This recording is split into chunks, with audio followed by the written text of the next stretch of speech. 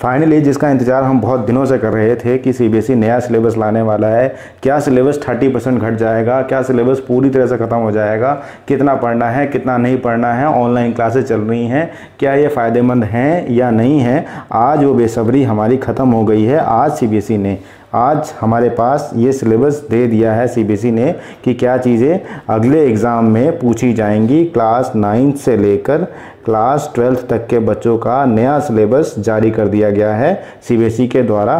तो आज हमें पढ़ने वाले हैं कि क्या क्या चीज़ें चेंज हुई हैं। देखते हैं कि क्लास 12 बायोलॉजी में क्या क्या चीज़ें चेंज हुई हैं।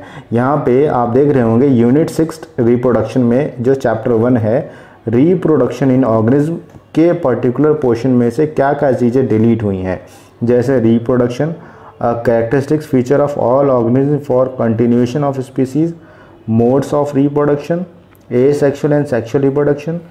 एसेक्सुअल रिप्रोडक्शन में binary fission, sporulation, budding, gemmule formation, fragmentation, vegetative propagation in plants. इसके अंदर आप अगर ध्यान से देखेंगे तो एसेक्सुअल सेक्सुअल रिप्रोडक्शन का जो बीच में डिफरेंस क्वेश्चन पूछा जाता था एग्ज़ाम्स में, और यहाँ पे क्लोन के बारे में क्वेश्चन पूछा जाता था, वो पर्टिकुलर पोर्शन अब सीबीएसई ने अगले बोर्ड एग्ज़ाम के लिए 12th क्लास के बच्चों को राहत दे दी है इस कोरोना महामारी में, और वो पोर्शन डिलीट कर दिया है। हमारी नेक्स्ट यूनिट है यूनिट 7, जिसकी जो है जेनेटिक्स एंड एवोल्यूशन के बारे में, जिसके अंदर हम रेप्लिकेशन, ट्रांसलेशन, ट्रांसक्रिप्शन के बारे में पढ़ते हैं। उसके अंदर जो एवोल्यूशन वाला चैप्टर है, ये चैप्टर 7th, इसका कुछ पोर्शन डिलीट किया है, फाइनली डिलीट किया है। वो है origin of life, biological evolution of evidence of biological evolution, palaeontology, comparative anatomy, embryology and molecular evidence. इसके अंदर हम डार्विन की थ्योरी पढ़ते थे, लैमार्क की थ्योरी पढ़ते थे, और म्यूटेशन रिकम्बिनेशन के बारे में पढ़ते थे। नेचुरल सिलेक्शन विथ एग्जांपल्स के साथ पढ़ते थे। Types of natural selection such as gene flow हो गया, जेनेटिक ड्रिफ्ट हो गया, हार्डी विनबर्ग प्रिंसिपल हो गया।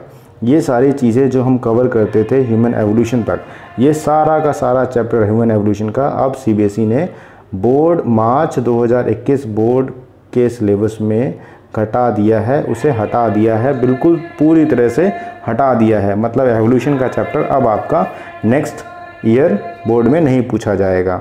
नेक्स्ट है यूनिट 8 में बायोलॉजी एंड ह्यूमन वेलफेयर। इसमें हम बायोलॉजी का इस्तेमाल किस तरीके से ह्यूमन वेलफेयर के लिए करते हैं ये करना है। तो यहाँ पे पूछा है animal husbandry and plant breeding, tissue culture, single cell protein. ये पर्टिकुलर पोर्शन जो है unit 8 biology and human welfare में से ये हटा दिया है सीबीएसई ने। नेक्स्ट है यूनिट 10 इकोलॉजी एंड एनवायरनमेंट। ये टॉपिक बहुत इंटरेस्टिंग था, बहुत आसान था, जिसमें से कुछ पोर्शन सीबीएसई ने हटा दिया है। इकोसिस्टम में जैसे पैटर्न हो गया, कंपोनेंट्स हो गए, productivity and decomposition, energy flow, pyramids of energy, biomass, energy, nutrient cycle, carbon and phosphorus cycle, ecological succession, ecological services जैसे कार्बन फिक्सेशन हो गया, नाइट्रोजन फिक्सेशन हो गया, और ऑक्सीजन रिलीज़ जो था वो ब्रीफ में, मतलब ये बच्चों को टीचर्स को बताना तो है, लेकिन इसके बेस पे कोई क्वेश्चन सीबीएसई बोर्ड में नेक्स्ट ईयर नहीं पूछा जाएगा। लेकिन ये टीचर्स के लिए समस्या तो है कि टीचर्स को बताना है, लेकिन इससे रिलेटेड क्वेश्चन अगले साल नहीं आएगा, क्योंकि ये बताना ज़रूरी है कि अगला चैप्टर जो होगा वो इससे रिलेटेड होगा। इसलिए टीचर्स को तो बताना है, बट बच्चों को क्वेश्चंस की तैयारी करने की ज़रूरत नहीं है। एनवायरमेंटल इशू की बात करें, जैसे air pollution and it's control, water pollution and it's control, agro chemicals, जो केमिकल पेस्टिसाइड्स हम इस्तेमाल करते हैं वो सॉइल को किस तरीके से ख़राब करते हैं, solid waste management, radioactive waste management, greenhouse effect, climate change, impact and mitigation, ozone layer depletion, deforestation, forest को घटाना यानी फॉरेस्ट को काटना, exemplifying case study of success story addressing environmental issues जैसे चिपको मूवमेंट। ये सारा portion जो है अब सीबीएसई ने डिलीट कर दिया है नेक्स्ट एग्जाम के लिए, और है deleted portion of class 12 practical. अब अगर प्रैक्टिकल की बात करें तो कुछ लिस्ट ऑफ प्रैक्टिकल थे हमारे पास, ए लिस्ट था और बी लिस्ट था, इसमें से कुछ पोर्शन को सीबीएसई ने कम्प्लीटली हटा दिया है प्रैक्टिकल के पार्ट से।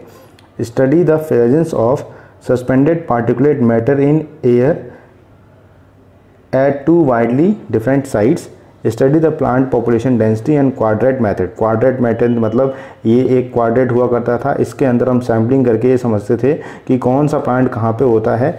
ये पोर्शन अब कम्प्लीटली हटा दिया है सीबीएसई ने। नेक्स्ट जो प्रैक्टिकल है, study the plant population frequency by quadrat method, ये भी हटा दिया है। ये मेथड जो था वो लगभग हम जाके किसी ग्राउंड में करते थे, वहाँ के कितने प्लांट्स हैं, कौन सी तरह के प्लांट्स हैं, उनकी जड़ें कैसी हैं, उनके लीफ कैसे हैं, उसके बारे में स्टडी करते थे, वो अब हटा दिया है।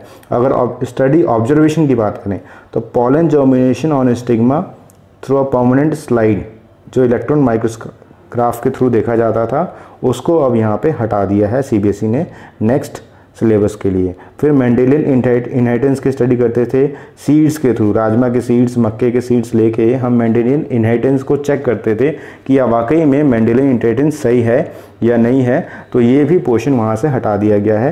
Controlled pollination, emasculation, tagging and bagging, ये बहुत इंपॉर्टेंट हुआ करता था एक समय पे। अब सीबीएसई इसे कह रहा है कि नेक्स्ट एग्ज़ाम में नहीं पूछा जाएगा, यानी बच्चों के लिए बहुत बड़ी राहत हो रही है कि इस कोरोना महामारी में जितने दिन स्कूल बंद हुए हैं उसके हिसाब से लगभग 30% टोटल सिलेबस में से लगभग 30% घटा दिया गया है।